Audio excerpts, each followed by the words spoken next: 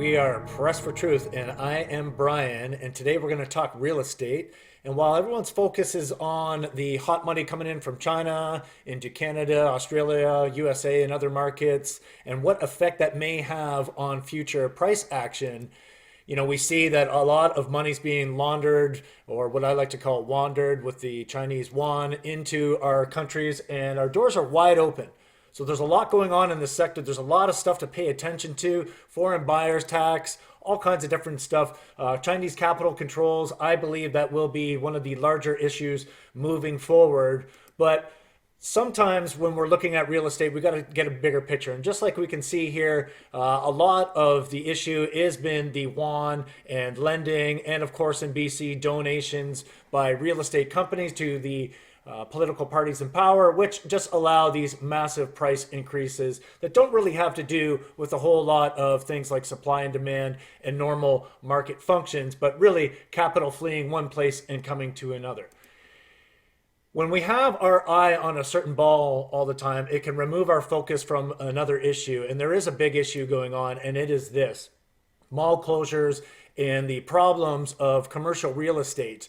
Lots of money out there in this sector, lots of shopping malls closing down, and even if it's not the entire mall itself, you can see in your downtown areas this is happening. Large chain stores, anchor stores closing down, longtime heritage names out there in the business sector. Now, of course, other stores are opening up, and the market is changing, and that's good to see. But it really appears as if a lot more is closing than opening. There's definitely a lot of reasons out there. Defaults are going up in the commercial real estate sector. So this is not good moving forward. Again, some of the ghosts from the past, after all the cheap money went into the equation, might be reviving themselves. And a lot of people were building, a lot of REITs were looking for return. Retailers are very much distressed as far as how much they've been borrowing, and of course shrinking margins. It's just not easy to do business anymore, and the mall REITs, they're having issues.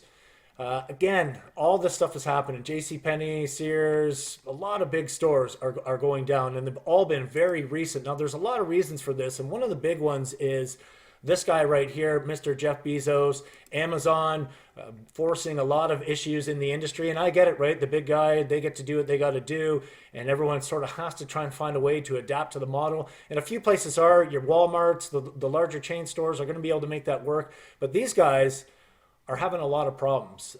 You can see these are just drastic numbers. And these guys have been coming up the way and taking the market share. So this is going to have a big effect on, these are just some of the larger stores. You can get a good idea of what's going on. But a big effect on them. And as well, when they move into the grocery area, not only will it affect costs for stores that can't compete, so your smaller stores, but the fact that less people will have jobs at these stores. Same as with self-driving vehicles, looking to get into the delivery industry, so removing jobs from there, less money to go into the economy.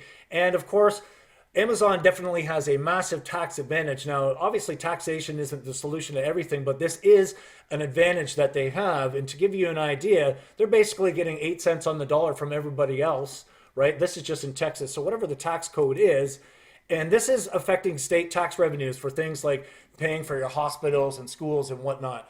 Now, Amazon also has other multiple revenue streams, and they do the cloud computing. They have insider government contracts. They are a large pension fund holding as well. So this is some of the stuff they do and some of their competition. Again, all these guys are pension fund holdings. The cloud computing is a huge gateway to cash. You can look at the charts on that for yourself. So this is some of the after effect. You see these again, downtown, closed down businesses. These are jobs, and people don't want to drive. They're getting sick and tired of the congestion. So Amazon definitely delivers. So it's a lot less foot traffic, a lot more competition. And the headwinds facing these small businesses are very extreme.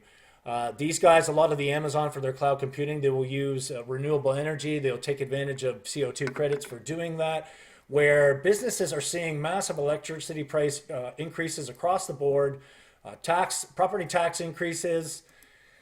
The people out there are seeing the decreases in the amount of labor that they're required for. So people are competing for that. There's less income to go around. More people are worrying about just literally keeping the lights on and putting food on the table. And when that's happening, people are closing their wallets. They're worried about where their next meal is going to come from, not where they want to toss out that discretionary spending. They're keeping that money closer to their chest. Big headwinds for retail. Of course, people spending more money on food, they have less money for other things. And then they look at the end of the month and there's so much more months left at the end of the money. They have debts to pay. It's harder to spend on other stuff. Student loans, so the new consumers coming into the stream of people that you want to buy your stuff, they have to concentrate their money on this $1 trillion worth of debt. This is where all the discretionary spending is going. This is not getting any better. Retailers, if you're out there, if you're working in this sector, you really got to pay attention and take a look. This is not happening. This is not looking good for anybody out there. We also have the subprime lending. So again, more and more money being lent, more and more money going to here. And why I want to mention this is because there's a lot of debt out there. And usually when this happens, when the banks overextend, when they go on the commercial real estate side, residential real estate side, subprime mortgage side, subprime auto lending side, we end up having to deal with these bad loans via these massive bailouts that we always have to do. And we need to start paying attention to this. The reason why is because they're going to come knocking on our door in a little while looking for more money from us for overextending their money to all these people.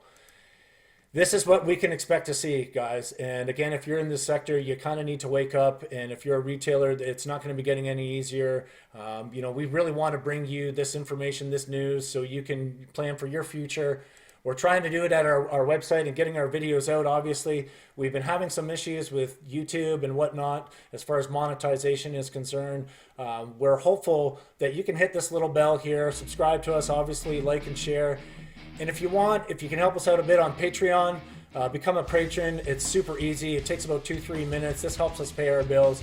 Thanks so much for watching, and hopefully you're liking the product that you're getting from us.